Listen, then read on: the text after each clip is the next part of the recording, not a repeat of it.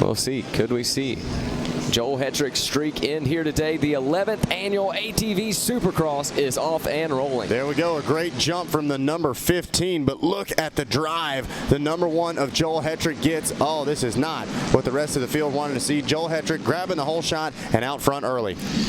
Flying into turn number 1 and turn number 2. Problems for one of our riders there, having to turn that machine around. He is going to go to dead last. It looks like Ford in that bright yellow gear is going to be in second once again. Ford in 2. Chad Wienen in the number 3 spot. Good to see him with a solid jump. We'll see whether or not they're going to be able to chase down your early race leader Joel Hetrick as they make their way through the far rhythm section for the first time.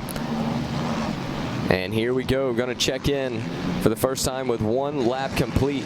Already see it, Zach. Look how much roost those machines can throw when they make their way over those berms. The green flag flies for Joel Hetrick. Absolutely on fire. Into that pro-only section they go. Hard on the binders right before that big wall jump. Got to get things slowed down and then immediately ratchet it right back up. Full speed, triple through that rhythm section for all of our top pros, and then launching into the deep Daytona sand.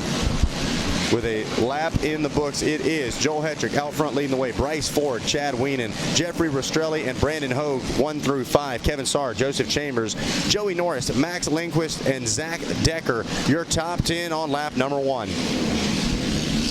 On screen going to be your leader, Joel Hetrick, followed closely by Bryce Ford. Hetrick making his way out of North Carolina. Ford out of Texas. Man, Joel Hetrick doing such a great job of creating a wide entry into that split line section, almost going into the starting gate ruts as he pitched off that Yamaha into the first section of corners. And you can see him starting to open things up. But I'll be honest, Bryce Ford not letting him get away. Excited to see what these lap times show. A 1:01.7 to a 1:02.1. So just about half a second or so for Bryce Ford, but he's going to need more than that to keep the number 1 at bay and make a pass. No doubt, Joel Hetrick absolutely flying here in this one, sitting 1.3 seconds ahead in the lead of Bryce Ford. 2 seconds back from Ford is going to be Wienen, and then not even 1 second going to separate Wienen and Rastrelli, and looks like problems for Decker. Man, Decker, who was sitting in, I believe, just outside the top 10, or maybe just inside the top 10, going to be shuffling back a few spots. Oh man, look at how hard Bryson Ford landed. Almost kissed the front of the machine when he came down, and you can see it cost him maybe a quarter of a second or so.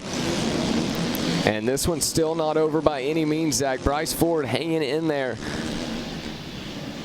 Only a few bike links separate them, maybe 4 or 5 bike links, as they make their way back into this straightaway, head into the finish line. One more time, this will be 3 laps complete now. The number 4 of Ford, he's got the number 1 in sight, but is he going to be able to do anything with it? As now we see Chad Wienen still checks in the number 2 spot.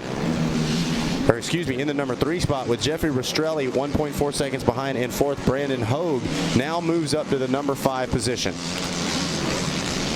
Look at the body positioning of Joel Hetrick, absolutely perfect the entire time. Lands off of these jumps and you can't even tell that he took an impact. Bryce Ford, we saw on this wall jump they're about to go over a lap ago, got just a little far on the front end, didn't have the drive when he landed, and really slumped down afterwards, able to much stronger landing that time around. You see how hard, Mikey, they're on the outside, slideways to the inside, and Hetrick just doing it better than the rest. I mean, it's one of those things, you go into a corner, and I think Rastrelli was kind of a